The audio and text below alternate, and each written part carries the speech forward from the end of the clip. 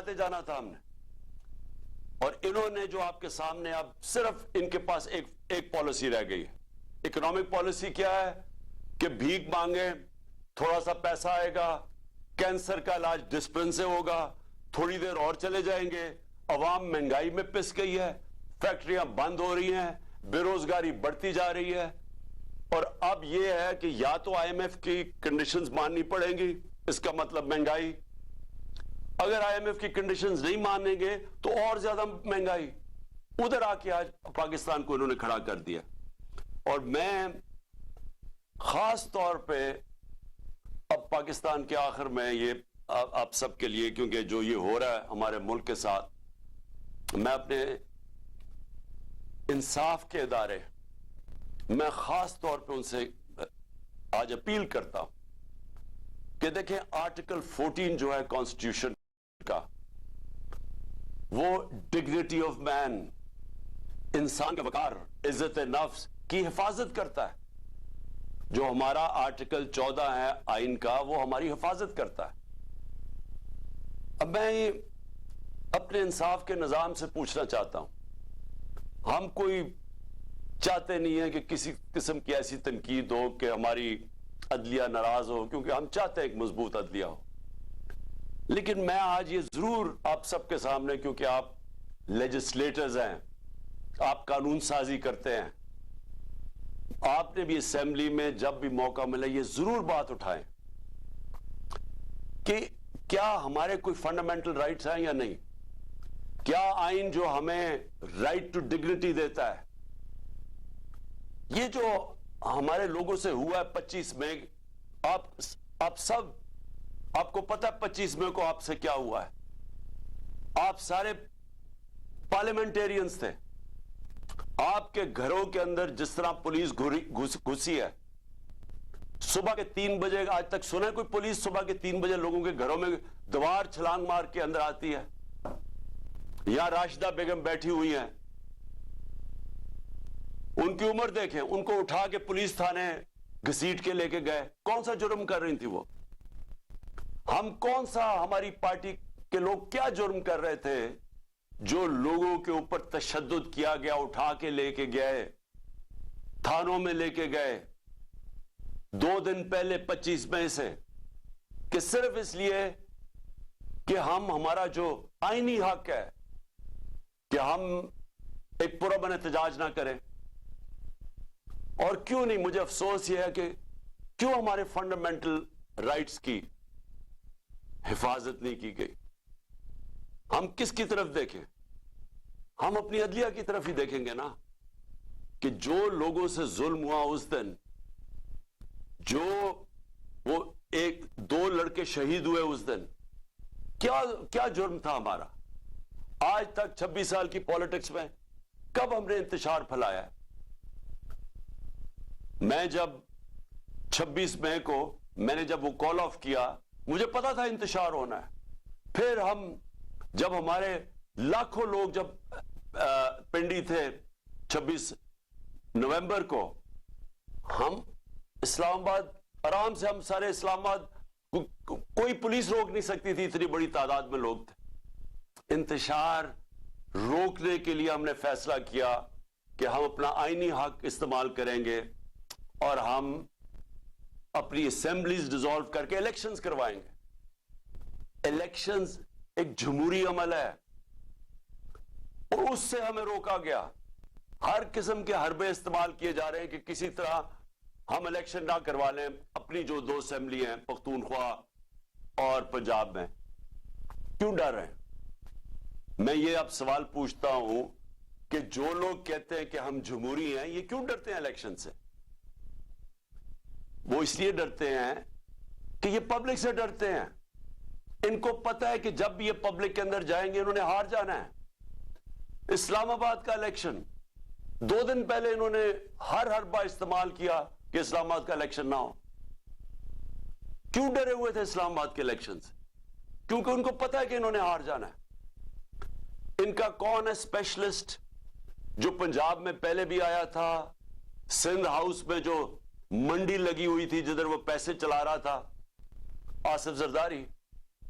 Asif Zardari public में निकल नहीं सकता, इसके अपने पीपल्स पार्टी के लोग उसकी तस्वीर नहीं लगाते क्योंकि उनको वोट नहीं मिलेगी। और उसका काम क्या है? चोरी और हराम के पैसे से वो लोगों की जमीर खरीदता है।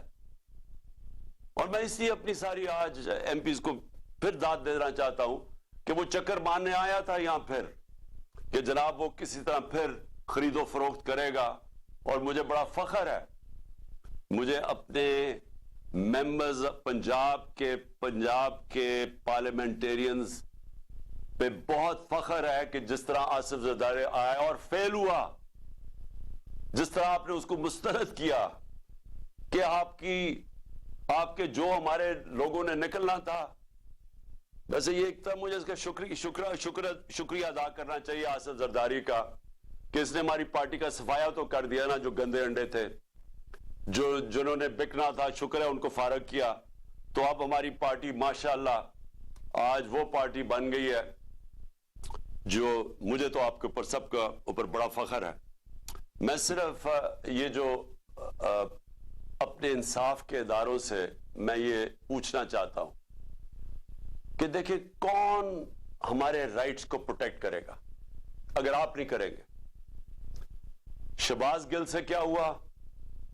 अभी तक शहबाज गिल पूरी तरह रिकवर नहीं किया जो उसके ऊपर तशद्दुद किया गया। अभी तक असरात हैं उसके, आज भी वो हॉस्पिटल में पड़ा हुआ है। आजम स्वाति से जो हुआ, मैं सबसे पहले तो आजम स्वाति आपको सलाम करता हूं अपनी कौम की तरफ से। उस उम्र में जो उससे किया गया, उसकी डिग्निटी, मैं फिर से कहता हूं, आइन की जो शिक 14 है, राइट टू डिग्निटी, उससे जो किया गया, मेरे ख्याल में ग्वांटानामो के अंदर भी जो जंगी कैदी थे जो अमेरिका ने रखे हुए थे, उनसे भी ये ना हो। आपको पता है कि अमेरिका अपने मुल्क में इस तरह की चीज नहीं कर सकता था, इसलिए उन्होंने ग्वांटानामो में वो जो उन्होंने जेल बनाए ताकि वहां तशद्दुद कर सके। वो भी उससे ज्यादा तशद्दुद हमारे लोगों पे पाकिस्तान में हुआ है। वहां भी इस तरह का तशद्दुद नहीं हुआ। आजम स्वाति के जमील फरूकी, अरशद शरीफ से सोचे क्या हुआ है। पता है कि कौन सी एजेंसीज ने उसको धमकियां दी जिसकी वजह से मुल्क छोड़ के गया, और अभी तक किसी को एतमाद नहीं है पाकिस्तान में कि इंसाफ मिलेगा।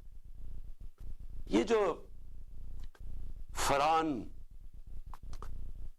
जिसके ऊपर मुनिस एलाई ने ट्वीट किया, उनका एक करीबी दोस्त को प्रेशराइज करने के लिए काफ लीग को, जो फरहान से किया गया, 3 दिन उसको उठा लिया, 3 दिन उसे उठाया, जख्मी हालत में वो अदालत में गया और अदालत में वो बोल ही कुछ नहीं सका। वो इतना खौफजदा था कि उसको डर था कि उसको तहफ्फुज नहीं देंगी अदालतें, क्योंकि जिन लोगों ने उसके ऊपर तशद्दुद किया वो ज्यादा ताकतवर है। इस खौफ से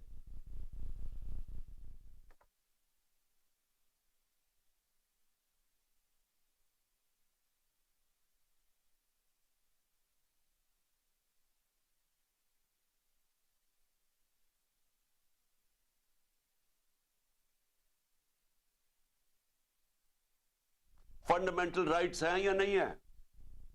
अगर वो जो 3 दिन उसे तशद्दुद किया, और जो मुझे चौधरी परवेज इलाही ने बताया कि उसे हुआ क्या है, किस तरह का तशद्दुद उस पर किया गया, अगर आप सबको मैं बता दूं तो आपको खौफ आएगा कि ये हमारे मुल्क में क्या हो रहा है।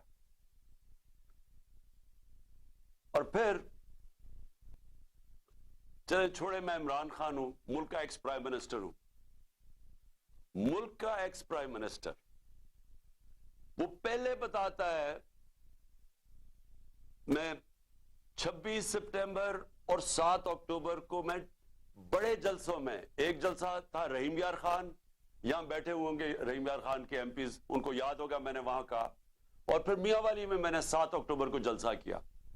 دونوں جگہ میں نے بتایا کہ میرے اوپر پورا پلان بن رہا ہے قتل کرنے کا, کیسے دینی انتہا پسند کے نام پہ واردات ہوگی, پلان کدھر بنا, کس نے وہ ویڈیو ٹیپ بنائی, وہ کس ایجنسی میں بنی, وہ پھر کیسے چلی آگے, پھر کیسے پورا پلان کیا گیا.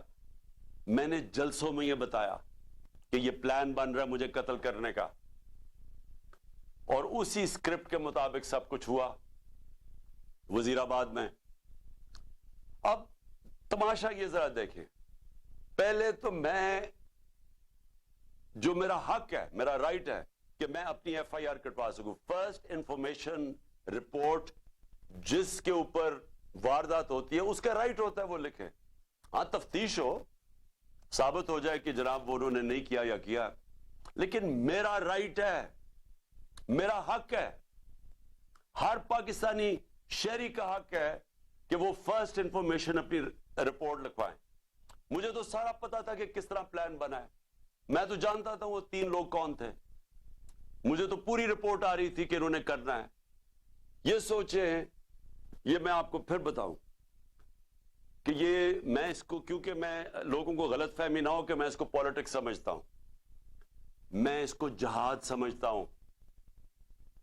یہ میری حقیقی آزادی کی جہاد ہے ملک کے لیے, یہ پولیٹکس نہیں میں کر رہا. میں اپنے پارلیمنٹیرینز میں آپ سب کو پلیز ایک بات بتانا چاہتا ہوں, اللہ مجھے سب کچھ بہت پہلے دے بیٹھا تھا. کوئی آدمی جس کو پتا ہو, مجھے پتا تھا کہ واردات ہونی ہے, مجھے پتا تھا کہ یہ مارچ کے اوپر انہوں نے میرے اوپر واردات کرنی ہے. اور مجھے اتنا بھی یاد ہے کہ جب گجرانوالہ میں ہم تھے تو ایک پولیس کا پورا میرے ایک سرکل تھا. جب وزیر آباد تھے تو میں ارد گرد دیکھا, مجھے تو وہاں کوئی, میں حیران تھا کہ پولیس نہیں ارد گرد تھی.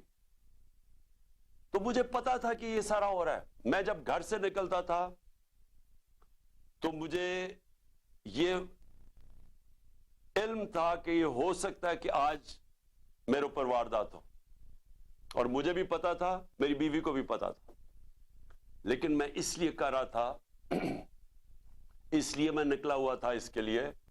اور انشاءاللہ یہ جب میری ٹانگ, اور ڈاکٹرز نے کہا کہ 3 مہینے لگتے ہیں ہیل ہونے میں, تو 2-3 ہفتے رہ گئے ہیں, جیسے میری ٹانگ ٹھیک ہوگی میں پھر سڑکوں پہ ہوں گا, میں پھر پبلک کے اندر ہوں گا.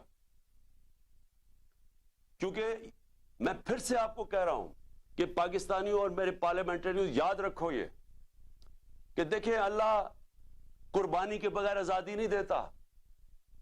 ہم جب تک کہ قوم یہ قربانی کا مادہ نہیں پیدا. آپ سب کو ایک پیغام دینا چاہتا ہوں کہ کیونکہ ابھی تک میں باہر نہیں نکل سکتا, مجھے یعنی عوام میں نہیں نکل سکتا, اس لیے کہ میری جو ٹانگ ابھی تک 3 مہینے لگتی ہیں اس کو ٹھیک ہونے میں, تو تھوڑا سا بھی وقت ہے اس کو.